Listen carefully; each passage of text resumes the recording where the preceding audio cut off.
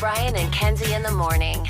And Chicago's alternative all day. Q101. Brian and Kenzie on Q101 with our Lolla recap. And I want to just tease this at the end of our Lolla recap. We're going to give you some pertinent information about Riot Fest. Because now that Lolla's over, Riot Fest is a month and a half away. We have some new information about Riot Fest coming up. And What? You didn't tell me that. I know, because you would have said it right now. It's so annoying. See, we're supposed to tease people to stick around longer. I guess I'll stay. I mean, like if you were Joe at Lollapalooza, you would have played end of beginning the first song because you couldn't hold back not playing the Chicago song. I can't hold myself back. Yeah, just would have played it the first song instead of near the end. So that's why I didn't do that. So we'll tell you that in a second. Kenzie will find out too. Is it about Weird Al? What happened? What happened? Weird Al's fine. Don't worry about Weird Al. No, Super stressed out. No, Silly Goose got arrested over the weekend. Weird Al not arrested. Did we get a text back from him, by the way? Is Silly Goose still in jail? I don't. It's a blue text bubble, but it hasn't said delivered, which I think means that he has no service, and I think that means he's in federal penitentiary. If you don't know what that is Silly Goose, our new favorite band that opened up Lollapalooza on Thursday. These guys are keys to the jail cell. Ruh-roh. Yeah, Cook County. Not Do good. not want to be in Cook County, let me tell you. But they play on top of a van all over. That's their thing. They did it at Riot Fest. They've done it all for years. And they did it at a BP station after Lollapalooza over the weekend. And there's a video on their social of them being arrested by Chicago PD. Case has the singer's number because he interviewed him. That interview dropping, as we said, on our YouTube channel. And he just said, not you up, but you in jail? You in jail? Question mark. And he's gotten no response yet, which sounds like he's in jail. Troubling. So more highlights of the weekend. And the biggest surprise, we would say, of Lollapalooza weekend was Olivia Rodrigo playing Friday night, and she brings Weezer up on stage. She says to the crowd, it's everybody's first concert. And the crowd went nuts. And a lot of first concert goers. I will say I saw a lot of parents with kids at Lollapalooza, which I used to kind of think of as a turnoff. Because I think concerts necessarily aren't for families, but what are you, Lord, the it's Grinch? music. I never felt like I wanted to see that when I was going to concerts because I felt like concerts had a little element of danger. And now that I'm a dad, I actually love seeing dads with their kids taking them around Lollapalooza and concerts. That's like your introduction to music. It's so cool. I think it's as a parent, I think you want to be a part of that, you know? You know, my dad would never take me to a concert because he said people got stabbed at concerts. And it makes sense that you think there's an element of danger. It's my journey that need therapy for. Yeah, but, I know. But I do really like seeing that now. I really do. I think it's pretty awesome. There were some really cool moms and dads out there taking kids around Lollapalooza.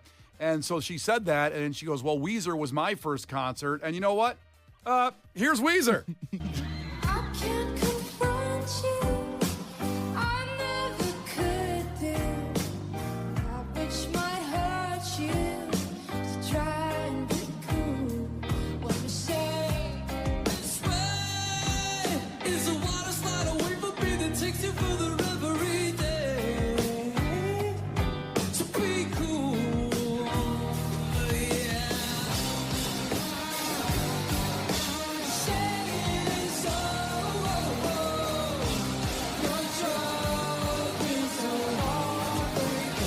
It was phenomenal. And that was the full band showing up for 2 songs with Olivia Rodrigo, and we'll have them a month and a half at Riot Fest. That's not what we're talking about with Riot Fest in a couple seconds, but they're going to be there on the Saturday with Jack White on Riot Fest. Can I take my victory lap for just a second? Oh, boy, here we go. Because A victory for what? What'd you do? I batted 1,000 on my Lollapalooza recommendations, and I genuinely so appreciate everybody who said, hey, I saw, when you post your recommendations on Facebook, I saw this band, their name intrigued me, I went and saw them because of you, I love that band. That happened a lot over the weekend. Sure. I made this whole big thing about how Olivia Rodrigo, I understand that she's a Disney kid turned pop star and that we should all have our guard up about that, but she's, in the last month, covered Fontaine's DC, performed with Robert Smith of The Cure, and now brought out Weezer at Lollapalooza. She's awesome, and I had a great time on her set. Apologies to Korn, apologies to the Korn fans. Didn't see a second of it. Wasn't interested. Had a great time at Olivia Rodrigo. And a lot of people that saw Korn, very interested and had a great time. But Olivia Rodrigo, to your point, and I do give Case credit when this happens, He introduced me to Silly Goose, so I'm indebted to him for life. Love the goose. Love the Love goose. Silly Goose. Even though they're in Cook County right now, Goose apparently. is not loose, okay? Goose is not loose. By the way, they're playing House of Blues Riot Fest weekend. Bad booking. They should have got to Riot Fest. But if I was their manager, they'd be at Riot Fest. But you were exactly Maybe right. they're walking around. Casey, you were exactly right on it. And you couldn't have predicted that Weezer was going to show up on stage and even make more validation to your choice on that show, because that was a surprise of the weekend. I saw it in every possible platform nationally and locally. Put that up, and it was amazing. I thought Liz Phair was going to come out because Olivia Rodrigo cited her as a big influence before, and I was hoping to hear some Exile in Guyville, but I'll take Weezer. I'm not going to complain with some legendary cuts from the Blue album. Now, I guess Sabrina Carpenter brought up Earth, Wind, and Fire last night. Yes. So there were a lot of guest shots, but there's not the buzz on that one. Well, Weezer's cool. I'm not sure there's any remaining living members of Earth, Wind, and Fire. I'm not throwing shade on Earth, Wind, and Fire. If you're listening this morning, love you. But I just don't know if there's original members in Earth, Wind, and Fire there. What do you mean, like only Earth is left or something? I think they're all like Earth's grandson. I don't think it's any. No wind or fire. Yeah. I don't know if we could fact check that real quick, but I don't know. When you see those Wikipedia pages with like former members and it's 82 people, that's kind of how it usually Or it's goes. like the Leonard Skinner Wikipedia page. It's right. Oh my God, there's a lot of members I of knew Earth, Wind, it. and Fire. Holy cow, I wasn't expecting this. This is going to take me a second to comb through. Well, I didn't mean to give you a project in the middle of the show. No, I feel like I just got a study guide from a mean teacher. It looks like they might have one original member. The bassist is Verdine White, and he's still there. He's been with the band since 1969 when they were founded. Everybody else is not an original member. So, Weezer not all original, but at least that Rivers Cuomo out there. And no Matt Sharp, sadly. No Matt Sharp, sadly. But still Weezer. And when you hear that audio, too, off of her vocals, Rivers comes in like perfect. You know what I mean? Yeah, they're a good band. I mean, they're really good, but when he comes in, like, there was a chance there could have been like a little like vocal thing because she can sing so high.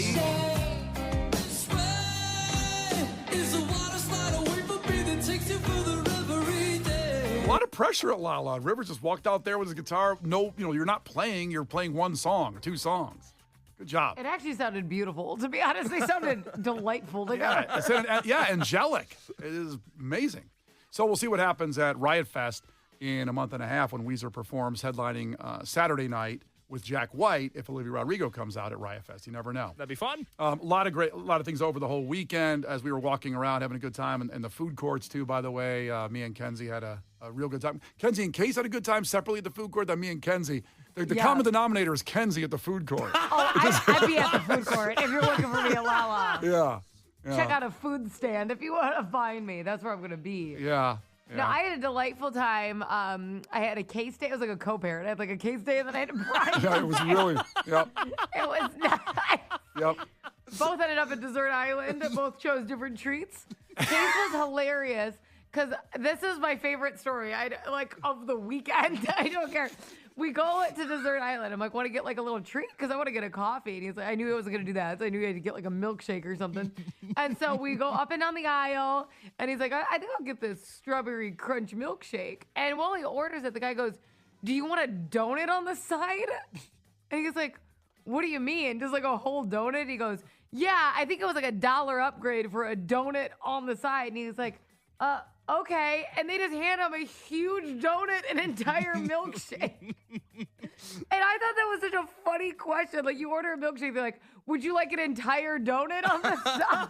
I guess what you're asking is they don't say that to everybody.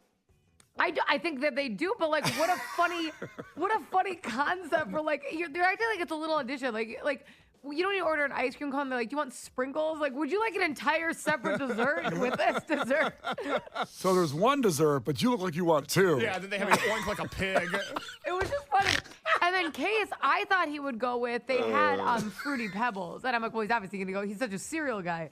But he went with That's my famous brand. I'm such a cereal guy. You are such a cereal guy. And I was like, he's totally going to pick this. He goes for this strawberry crunch milkshake and donut because obviously now the flavors combined, of course.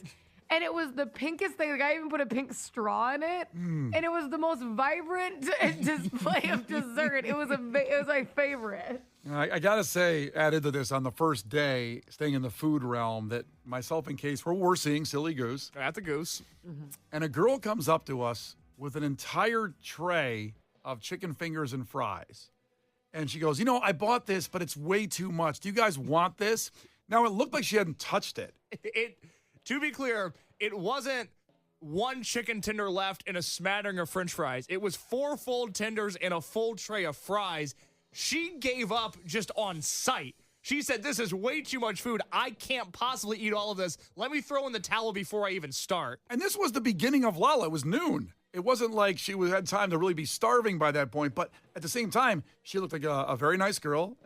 Very clean. Didn't look like a gross person that you were getting food from. Yeah, those gross people. Those gross people. But She was looking like a nasty whore.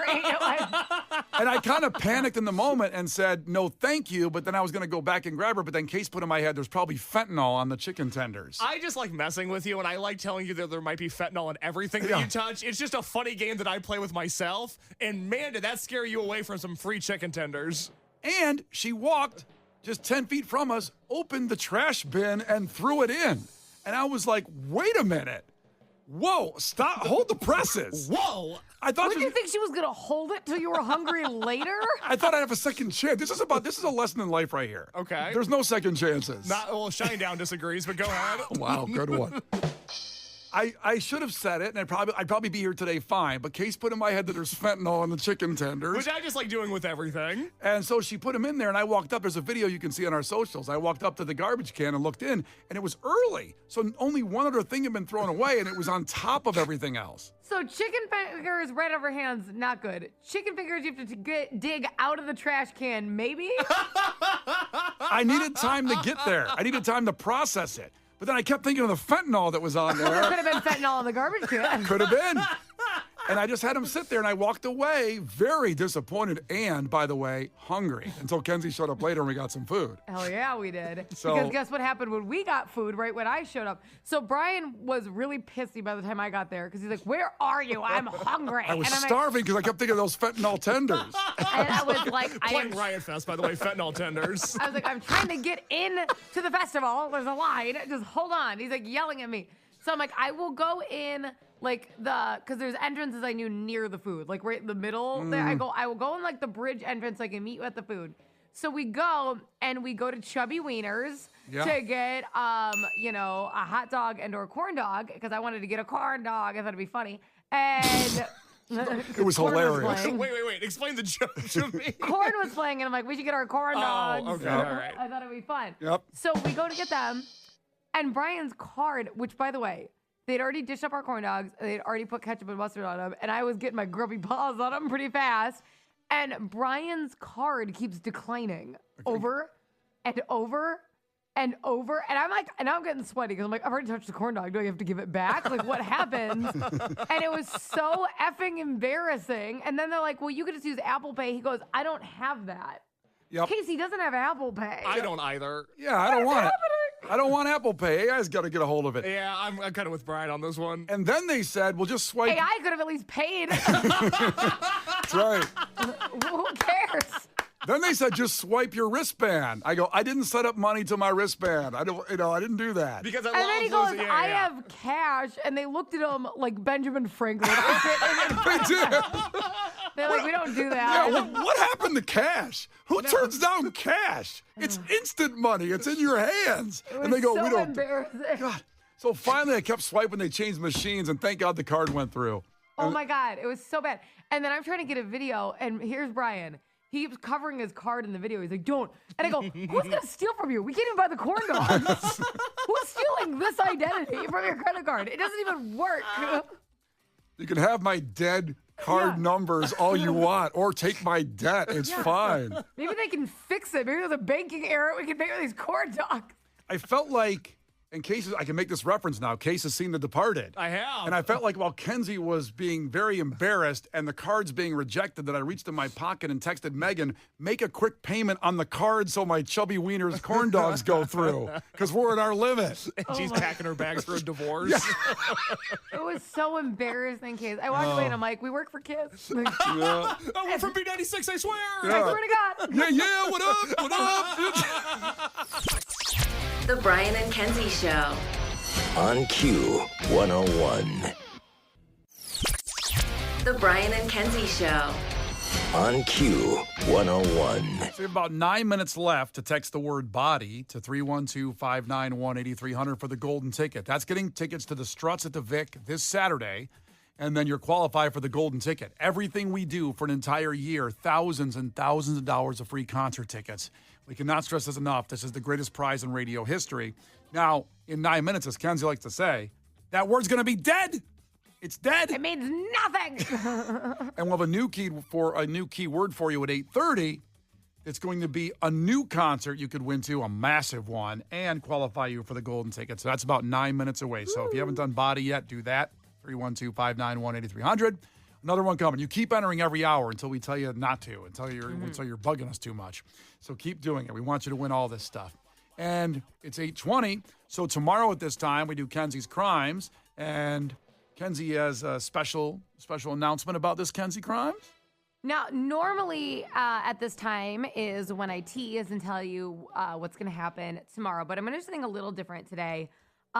June 10th, I believe that this Kenzie's Crimes aired. It was about Robin Abrams. And now, this was the one, it took place in Beecher, Illinois. And do you remember, Brian? It was about the woman who was dating a cop and the relationship went bad. Yes. And it really seems like more like foul play from the officers, and it was never solved. Nobody. And, I was really pushing that, like, somebody knows something, somebody saw something, and how important it is with these missing persons cases to come forward if you know anything. And it's so important. Like, obviously these stories are intriguing in many ways, right? But one of the things is that these people should never be forgotten, and their stories should never be forgotten. Like, if they're missing, that still matters. Even if they're not alive anymore, their families are, and they deserve closure. But on top of that, we learn a lot. There's so many circumstances where we think we're, in safe conditions. It can never happen to us. And there's a lot to take from these stories each week. And I did get a text message, or actually a DM. I'm going to leave her name out just for privacy, but it actually brought tears to my eyes when I read it over the weekend, and it said, "Good morning, Kenzie. First, I would like to say thank you for airing, speaking, and reminding people about all the missing people around. Keep spreading awareness. You're doing amazing. A few weeks back, you spoke about the disappearance of Robin Abrams, missing since 1990 from Beecher, Illinois. She is my aunt, my mom's sister, and it happened when I was 8 years old. I still remember all the crazy messed up things. I just wanted to say thank you. Thank you for reminding people someone out there knows something. It would be amazing for them to speak up before they pass. Unfortunately, a few already have. Because let's be honest, this year will be 35 years with zero answers, zero clues, and zero body to lay to rest. Thank you again." Wow. So, these stories really do have an impact. There's been multiple stories that I thank people for submitting because they want to bring awareness to a family member or a friend, and we can, remind people of the story, try to get it resurfacing. That's the importance of these, especially with open investigations, right? Like, people could still receive that closure, and for all you know, people still are out there. So a huge thank you to her for sending in that message. It's amazing to know that a family member heard it and, was hopeful that this would resurge. And if there's ever a story out there that you think a family could benefit from, feel free, to contact me on any of my socials, at Kenzie K on Air, the Q101 socials, text, our hotline, anything like that. If I can bring awareness, like that is what we want to do. That's why we choose these local stories and hopefully get the word out. Well, credit to you, Kenzie, because this is the only radio show that does something like this. There's a lot of podcasts out there that do crime podcasting, but this is the only radio show that I know of in the country, and I listen to all of them. You listen to every single one. I'm a total radio nerd, and I go through everything after the show and listen to everybody. No one's doing anything like this. Now, of course, our show is a podcast as well, the Brian and Kenzie podcast, and you can find it on any platform that you get your podcasts on. The entire show is there. All you do is listen to it anytime you want, any platform, right there. But credit to you on that one because you're really bringing awareness and some compelling, ridiculous stories. Like tomorrow will be another one at 8:20 when we do it on Tuesdays at 8:20, Kenzie's Crimes. Yes, so we will have another one tomorrow. And again, If you're wondering what story this was, we do have a podcast. This aired, I believe, June 10th, if you want to scroll back to that time on our podcast. And it was the Robin Abrams podcast. Thank you, Kenzie. Can't wait for tomorrow's. It is Brian and Kenzie on Q101, just about 5 minutes away from a new keyword and a phenomenal concert you'll see for qualifying for Q101's Golden Ticket. Access to everything we do for an entire year for you. It's Brian and Kenzie. Brian and Kenzie in the morning. And Chicago's alternative all day. Q101.